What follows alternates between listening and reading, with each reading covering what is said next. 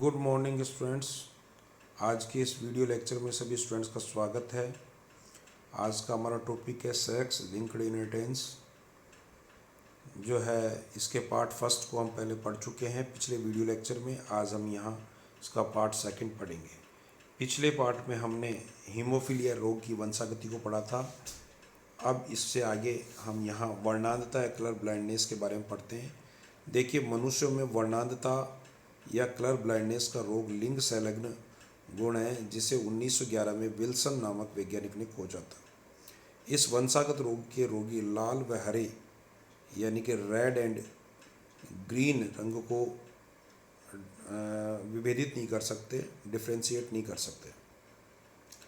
वर्णांधता का गुण अप्रभावी होता है, रेसेसिव होता है तथा इसका जीन हीमोफीलिया के जीन की भांति एक्स गुणसूत्र पर अवस्थित रहता है। इस गुण का युग्म विकल्पी वाई गुणसूत्र पर उपस्थित नहीं होता है। लाल रंग की अंधता को हम प्रोटोनोपिया कहते हैं। इसमें रोगी लाल रंग की देखने की क्षमता नहीं रखता है, जबकि हरे रंग की अंधता या ड्यूटेनोपिया कहलाती है। इसके अंतर्गत रोगी को हरा रंग दिखाई नहीं देता है। इसका कारण अप्रभावी जीन द्वारा अपनी उपस्थिति से दृक पटल या रेटिना के विशिष्ट वर्ग संवेदी कोशिकाओं के समुचित विकास को अवरुद्ध कर देना है। वर्णांधता का गुण पुरुषों में सामान्य होता है, जबकि स्त्रियों में यह बिरले ही पाया जाता है। यह गुण पिता से पौत्र में, पुत्री के माध्यम से वंशागत होता है। अतः स्टेडियम या आनुवंशिक पथ को अनुसरण करने वाला आनुवंशिक गुण यानी क्रिस क्रॉस वंशागति इसकी मानी जाती है। देखिए, जो है पुरुष इस रोग से ग्रसित है, इसके एक्स गुणसूत्र पर इस रोग का जीन है, जबकि जो है स्त्री सामान्य है।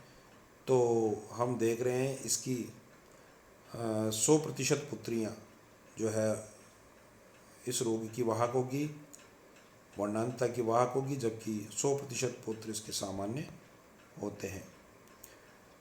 पिता से सीधे पुत्र में यह गुण कभी भी नहीं जाता है। पुत्रियाँ जिनमें एक अप्रभावी जीन पाया जाता है वाहक कहलाती हैं, किंतु इनकी दृष्टि सामान्य होती है, यानी वह वर्णांध नहीं होती है। वर्णांधता के जीन को स्मॉल सी से प्रदर्शित किया जाता है। सामान्य पुरुषों में जीन्स को कैपिटल सी और कैपिटल सी या कैपिटल सी के रूप में हम लिखकर प्रदर्शित करते हैं। जब एक स्त्री जिसकी दृष्टि सामान्य होती है तथा जिसमें सामान्य दृष्टि का जीन कैपिटल सी होता है, एक वर्णांध पुरुष से इसका विवाह होता है जिसका जीन प्ररूप स्मॉल सी कैपिटल वाई है से विवाह करती है, तो संगम से उत्पन्न इसके समस्त पुत्रियों में वर्णांधता का एक जीन अपने पिता से प्राप्त होता है, किंतु यह एक प्रभावी जीन कैपिटल सी भी अपनी माता से प्राप्त करती है। तो वे सामान्य दृष्टि की होती हैं, केवल वे वाहक होती है। इनमें एक अप्रभावी वर्णांधता का जीन होने के कारण ये वाहक या कैरियर कहलाती हैं। इनके पुत्रों में कभी भी वर्णांधता का रोग नहीं होता है।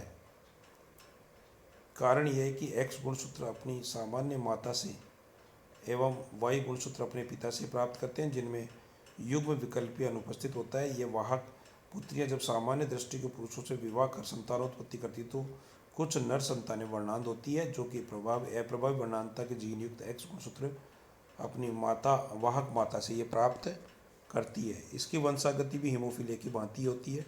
देखिए, आपके सामने एक क्रॉस है जिसमें पुरुष सामान्य है एक्स वाई गुणसूत्र, जबकि स्त्री के दोनों एक्स गुणसूत्रों पर इस रोग का जीन है।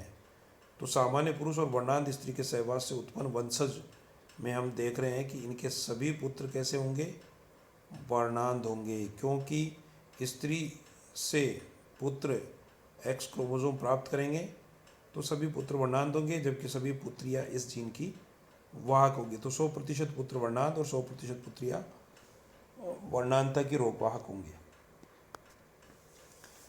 इसी प्रकार एक और आपके सामने क्रॉस है जिसमें पुरुष सामान्य है, स्त्री के एक एक्स गुणसूत्र पर वर्णांधता का जीन है। तो वर्णांधता का जीन वहन करने वाली स्त्री और सामान्य पुरुष के सहवास से क्रॉस से जब संतति उत्पन्न होती है, उसमें हम देखते हैं कि 50% पुत्र वर्णांध होंगे, जबकि 50% पुत्र स्वस्थ होंगे, जबकि 50% पुत्रियां इसके जीन को वाहक करेगी, यानी कि रोगवाहक होगी, जबकि 50% पुत्रियां सामान्य होंगी। यदि एक वर्णांध स्त्री एक सामान्य पुरुष से विवाह करती है तो उसकी समस्त पुत्र संतानें वर्णांध होगी तथा पुत्रियां सामान्य दृष्टि की होंगी किंतु रोग की वाहक होगी, जिसका क्रॉस हम पहले पढ़ चुके हैं। परंतु जब इन पुत्रियों का विवाह वर्णांध पुरुष से होता है तो वर्णांध पौत्र और पुत्रियां बराबर अनुपात में आधे आधे उत्पन्न होती हैं। जैसा कि आपके सामने क्रॉस दिया है कि इसमें सामान्य नारी है, पिता वर्णांध पुरुष है, तो हम F1PD में देखते हैं कि 50% पुत्रियां वाहक होंगी, 50% पुत्रियां सामान्य होंगी, और जबकि 50% पुत्र जो हैं वो सामान्य होंगे और 50% वर्णांध पुरुष है ना, इसलिए इसमें सारे पुत्र जो होंगे 100% पुत्र इसमें सामान्य होंगे, क्योंकि पुत्र पिता से वाई क्रोमोसोम प्राप्त करता है, न कि एक्स क्रोमोसोम। प्रथम पीढ़ी की वाहक स्त्री का विवाह अगर सामान्य पुरुष से किया जाता है तो देखिए पिता XY है सामान्य पुरुष, जबकि वाहक स्त्री जिसके एक एक्स गुणसूत्र पर जो है कर्ल ब्राइनेस का जीन है, तो हम देखेंगे कि होने वाली जो संतानें हैं F2PD में उसके अंदर जो है 50% जो है पुत्रियां होंगी वो वाहक होंगी, 50% पुत्रियां सामान्य होंगी, 50% पुत्र सामान्य होंगे और 50% पौत्र जो होंगे या पुत्र जो होंगे वो वर्णांध या कर्ल ब्राइनेस वाले होंगे। एक क्रॉस और है आपके सामने, वर्णांधता का जीन वहन करने वाली स्त्री एवं वर्णांध पुरुष के सहवास से उत्पन्न संतति, जिसमें 50% पुत्र वर्णांध होंगे, 50% पुत्रियां भी वर्णांध होंगी, जबकि 50% पुत्रियां वाहक और 50% पुत्र सामान्य होंगे, जिसका क्रॉस आपके सामने दिखा रखा है। पुरुष जो है वर्णांध है जिसके एक्स क्रोमोसोम पर इसका जीन है, जबकि स्त्री रोगवाहक है जिसके एक एक्स गुणसूत्र पर इसका जीन है। तो हम देखते हैं कि वर्णांध पुत्री हो रही है, वर्णांध पुत्र हो रहा है, वाहक पुत्री और सामान्य पुत्र। तो हम कहेंगे कि 50% पुत्रियां वर्णांध होंगी, 50% पुत्र जो है सामान्य होंगे, जबकि 50% पुत्र वर्णांध होंगे, 50% पुत्रियां रोग की वाहक होंगी। अब देखिए आगे फलमकी में संलग्न वंशागति की बात करें, sex linked inheritance in Drosophila fruit fly में देखिए लिंग संलग्नता के पक्ष में सर्वप्रथम प्रमाण Morgan, Thomas Hunt Morgan, TH Morgan द्वारा सन 1910 में दिया गया था। जब मॉर्गन ने फलमकी ड्रोसोफिला मेलानोगास्टर पर शोध कर रहे थे तो उन्होंने अपने प्रयोगों के दौरान देखा कि लाल नेत्रों वाली मक्खियों के संवर्ध में यानी कल्चर के अंदर एक अकेला सफ़ेद नेत्रों वाला नर विद्यमान था। उन्होंने सफ़ेद नेत्र वाले नर का संगम लाल नेत्रों वाली मादा से कराया तो प्रथम संतानीय पीढ़ी यानी कि फर्स्ट फिलियल जनरेशन की सभी मक्खियाँ लाल नेत्रों वाली थी। इससे यह प्रमाणित हो गया कि लाल नेत्रों का गुण सफ़ेद नेत्रों पर प्रभावित था। अब F1 संतति के नर व मादा मक्खियों का परस्पर आपस में संकरण कराकर द्वितीय संतानीय पीढ़ी यानी F2 generation second filial generation प्राप्त की गई। तो इसमें देखा गया कि F2 पीढ़ी में सभी मादाओं के नेत्र लाल थे, जबकि नरों में आधों के नेत्र लाल और आधों के नेत्र सफ़ेद थे। कुल F2 पीढ़ी का अनुपात हम लाल व सफ़ेद नेत्रों का देखें तो 3:1 था। इन परिणामों के आधार पर मॉर्गन ने स्पष्ट किया कि सफ़ेद नेत्रों के लिए उत्परिवर्तन जीन एक्स गुणसूत्र से संबंधित होता है, जैसा कि चित्र में भी दर्शाया गया है, जिसमें आप देख रहे हैं कि मादा में लाल नेत्रों को हमने WW से प्रदर्शित कर दिया, सफ़ेद नेत्र वाले जो है नर XY जिसको एक स्मॉल w से प्रदर्शित किया है। इनमें गैमेट्स बन गए हैं, इसमें XX XW जैसे WW कैपिटल WW मादा में, जबकि नर में स्मॉल w, और वाई क्रोमोसोम है ही। साथ ही F1 पीढ़ी में हम देख रहे हैं कि एक जीनोटाइप बन रहा है capital W small w, capital W capital W और साथ ही स्मॉल w और कैपिटल W। तो इसमें मादा लाल नेत्र वाली बनती है, नर जो है लाल नेत्र वाला बन रहा है। तो 50% मादाएँ जो है मैं ये कहें कि 100% मादाएँ तो लाल नेत्र वाली बनती हैं और 50% जो नर बनते हैं वो लाल नेत्र वाले, और 50% नर जो है सफ़ेद नेत्र वाले बनेंगे। और अब F2PD के अंदर हम देखते हैं तो एक मादा लाल नेत्र वाली बन रही है, नर लाल नेत्र वाला बन रहा है, मादा लाल नेत्र, नर सफ़ेद नेत्र। इसके लिए हम क्रॉस करवाने हैं मादा लाल नेत्र वाली और नर लाल नेत्र वाले जो है इनके मध्य में क्रॉस करवाते हैं। तो हम ये कहेंगे कि सामान्यतया अगर हम समझे तो सीधी तरीके से हैं, मादा जो लाल नेत्र वाली हैं उनका क्रॉस जब सफ़ेद नेत्र वाले नरों से कराया जाता है तो F1PD में बनने वाली सभी फल मक्खियाँ लाल नेत्र वाली होती है। इन लाल नेत्र वाली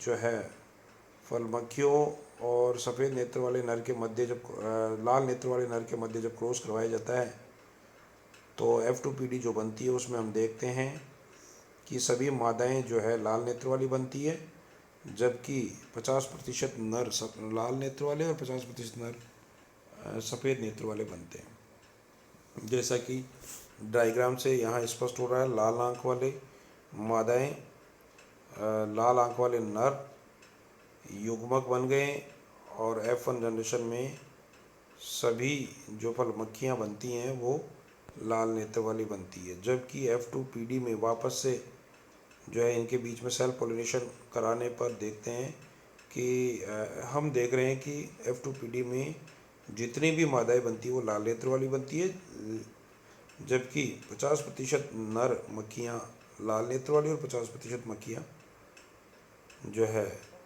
श्वेत नेत्र वाली बनती है। ये फल मक्खी जो ड्रोसोफिला मेलोगैस्ट्रा में नेत्र की वंशागति का उदाहरण है। इसमें भी आप देख रहे हैं लाल आंखों वाली मादा है, सफ़ेद आंखों वाला नर है, तो इसमें वही लाल आंखों वाली मादा बन रही है, सफ़ेद आंखों वाला नर देखने को मिलता है। तो ये नेत्र की वंशागति का आपके सामने जो डायग्राम है वर्णांतता की वंशागति को प्रदर्शित करती हुई एक सारणी है। इस सारणी को भी हम समझें। देखिए जैसे जीनोटाइप है XX, फिनोटाइप इसका ये सामान्य होता है। इसी प्रकार जीनोटाइप X के ऊपर कलर ब्लाइंडनेस का जीन है और Y क्रोमोसोम है तो वर्णांध पुरुष होगा।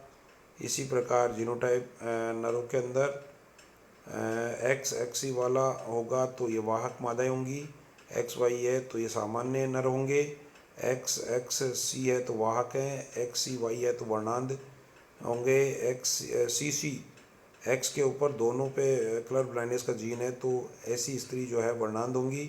सामान्यतः ऐसा कम देखने को मिलता है, XY है जीन तो सामान्य होगा। पुत्रियों में देखिए जीनोटाइप X और दूसरे X गुणसूत्र पर ब्लाइंडनेस का कलर ब्लाइंडनेस का जीन है तो वाहक स्त्रियाँ होंगी, जबकि XY वाले पुरुष सामान्य होते हैं। इसी प्रकार X और XC वाली X सामान्य है और एक X के अनुसूत्र पर कलर ब्लाइंडनेस का जीन है तो वाहक स्त्रियाँ होंगी। वर्णांध स्त्रियाँ केवल तभी हो सकती हैं जब दोनों उनके X गुणसूत्रों पर कलर ब्लाइंडनेस का जीन हो, जो कि सामान्यतः देखने को नहीं मिलता, जबकि पुरुषों में केवल एक ही X गुणसूत्र होता है और उस पर कलर ब्लाइंडनेस का जीन होने पर वो उसमें अपना प्रभाव दिखाता है और ऐसे पुरुष वर्णांध होते हैं। नर मक्खी में मात्र एक ही X गुणसूत्र तथा एक असमान Y गुणसूत्र होता है। अतः माना गया है कि युग्म विकल्पी के संपूर्णतः अनुपस्थित होने के कारण सफ़ेद नेत्रों वाला एक अकेला ही जीन प्रकट होने में समर्थ था, जिसमें युग्म विकल्पी जीन्स का मात्र एक ही सदस्य हो। ऐसे नर प्राणियों को अर्धयुग्मजी या हेमीजाइगस कहते हैं। लिंग संलग्नता के परीक्षणार्थ जो है मॉर्गन ने संकर पूर्व संकरण या बैकक्रॉस का सहारा लिया तथा लाल नेत्रों के लिए विषम युग्मजी F1 की मादा का संकरण जब सफ़ेद नेत्रों वाले नर से कराया तो परिणामस्वरूप 50% सफ़ेद नेत्रों वाले नर और 50% सफ़ेद नेत्रों वाली मादा प्राप्त की। इनका यह अनुपात अपेक्षित ही था, यानी प्रिडिक्टेड था। इससे प्रायोगिक आधार पर इसकी सत्यता प्रमाणित होती है और लिंग संलग्नता की पुष्टि होती है। Thank you.